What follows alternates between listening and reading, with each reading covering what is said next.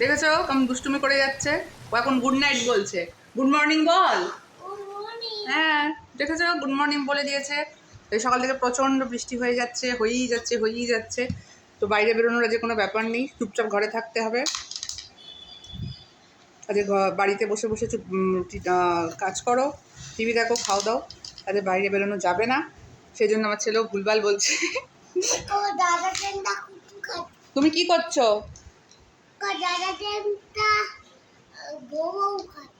তুমি কি করছো? ও দুষ্টুমি করছে, দেখেছো? ও দুষ্টুমি করে যাচ্ছে। ও রেইনি ডেতে দুষ্টুমি করছে। ও আজকে বাইরে বেরোতে পারেনি, আজকে কিচ্ছু করতে পারছে না। ঝমঝম করে বৃষ্টি হয়ে যাচ্ছে, ও কি করবে? সেজন্য ও দুষ্টুমি করছে। দেখা যাক সন্ধেবেলা কি করা যায় না করা যায়, তারপর দেখা হচ্ছে কিছুক্ষণ পরে। থ্যাংক ইউ, থ্যাংক ইউ বলো।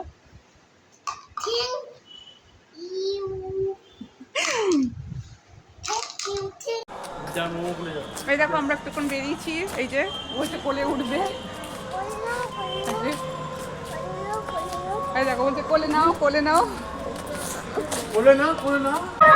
আমরা এখন রাত্রিবেলা বেরিয়েছি, জিনিসপত্র কেনা আছে, একটু ঘোরাও হবে।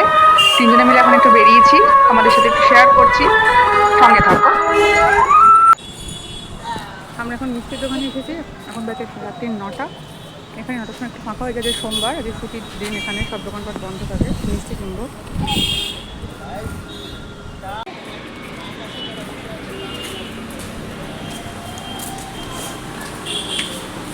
রসগোল্লা কি করুন?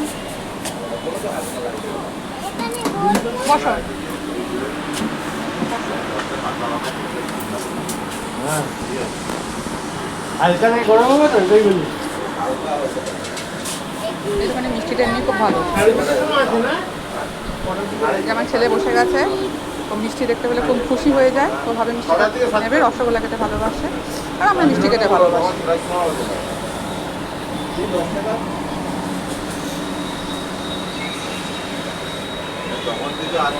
এখানে সব মিষ্টিই ভালো, মিষ্টির কোয়ালিটিটা খুব ভালো।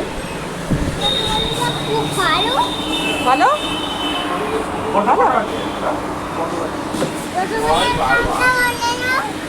হ্যাঁ, আমার ছেলে রসগোল্লা খাবে বলছে, ও রসগোল্লা খাওয়ার জন্য এসেছে। আর আমরা সবাই মিষ্টি খেতে খুব ভালোবাসি।